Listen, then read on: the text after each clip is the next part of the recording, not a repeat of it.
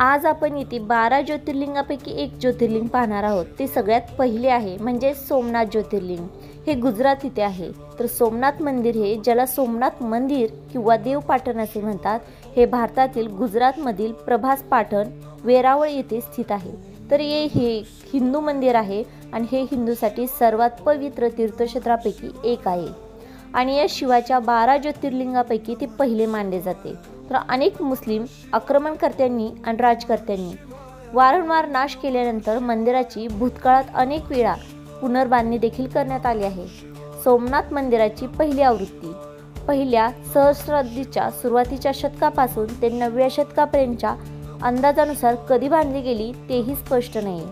मंदिराचा इतिहास हा इतिहासकारांनी न सुटलेला विवादाचा विषय आहे।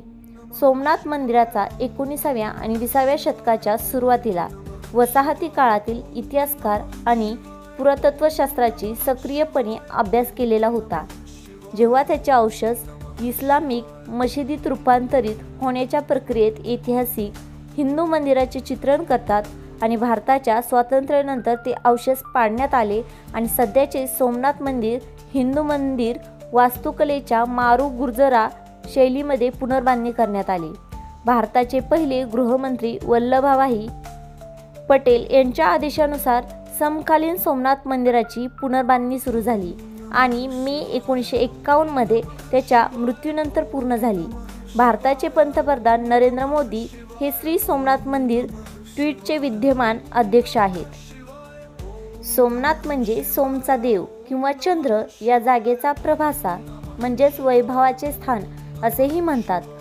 सोमनाथ मंदिर हे हिंदूसाठी एक ज्योतिर्लिंग स्थान आणि तीर्थ म्हणजे तीर्थक्षेत्र एक पवित्र स्थान आहे। गुजरातमधील द्वारका, ओडिशामधील पुरी आणि तमिळनाडूमधील रामेश्वर आणि चिंदरबमधील साहस भारताच्या समुद्रकिनाऱ्यावरील 5 सर्वात प्रतिष्ठित स्थळांपैकी एक आहे।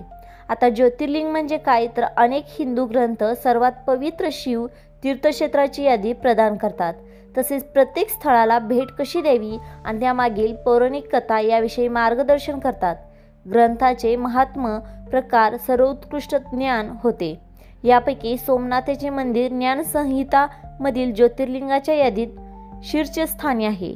शिवपुराणातील अध्याय 13 आणि ज्योतिर्लिंगाच्या यादीसह सर्वात जुने ज्ञान मजकूर इतर ग्रंथांमध्ये वाराणसी महात्म्य, शतरुद्र संहिता आणि कोथिरुद्र संहिता यांचा समावेश होतो। सर्व एकतर थेट सोमनाथ मंदिराचा 12 स्थळांपैकी 1 नंबर म्हणून उल्लेख करतात किंवा वरच्या मंदिराला म्हणतात सौराष्ट्रातील सोमेश्वर या साइटसाठी समानार्थी शब्द जो या सुरुवातीच्या भारतीय ग्रंथामध्ये आढळतो। या ग्रंथाची नेमकी तारीख अज्ञात आहे, परंतु ते इतर ग्रंथ आणि प्राचीन कवी किंवा विद्वानाच्या संदर्भात आधारित आहेत। हे साधारणपणे 10व्या आणि 12व्या शतकाच्या दरम्यानचे आहेत। काही ते खूप पूर्वीचे देखील आहेत आणि काही नंतरचे आहेत। जरी पुराण शैलीच्या अध्यायातील तारीख विवादित आहे, कारण हे जिवंत ग्रंथ होते आणि भारतीय इतिहासातील त्यांच्या नवीन आवृत्त्यांमध्ये सुधारित केले जात होते। त्यांचे राजे आणि शिलालेख कालक्रमानुसार अधिक निश्चितपणे ठेवले जाऊ शकतात। यापैकी एक उदाहरणार्थ 9व्या शतकातील नामभट्ट दुसरा एक प्रतिहार राजा, जो म्हणतो की त्याने सोमनाथ आणि इतर सौराष्ट्र स्थळावर तीर्थ पूर्ण केले। असे साहित्यिक आणि राजेशाही तीर्थक्षेत्राचे पुरावे एकत्रितपणे असे सूचित करतात की सोमनाथ मंदिर हे 10व्या शतकापर्यंत हिंदूसाठी एक प्रसिद्ध आणि सर्वात आदरणीय ज्योतिर्लिंग तीर्थ होते। तुम्हाला हा व्हिडिओ कसा वाटला कमेंट्सद्वारे नक्की सांगा। आवडला तर लाईक, शेअर आणि सबस्क्राईब नक्की करा।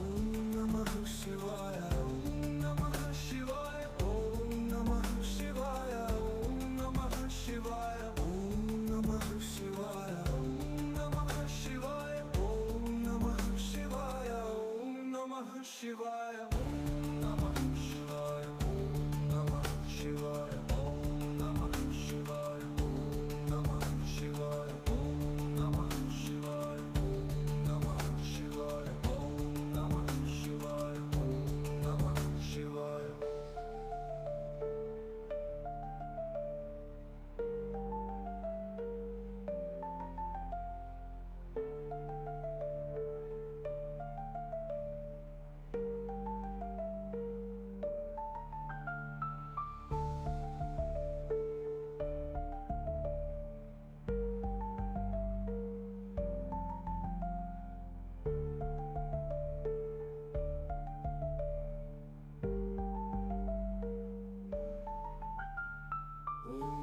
नमः शिवाय ओम नमः शिवाय ओम नमः शिवाय ओम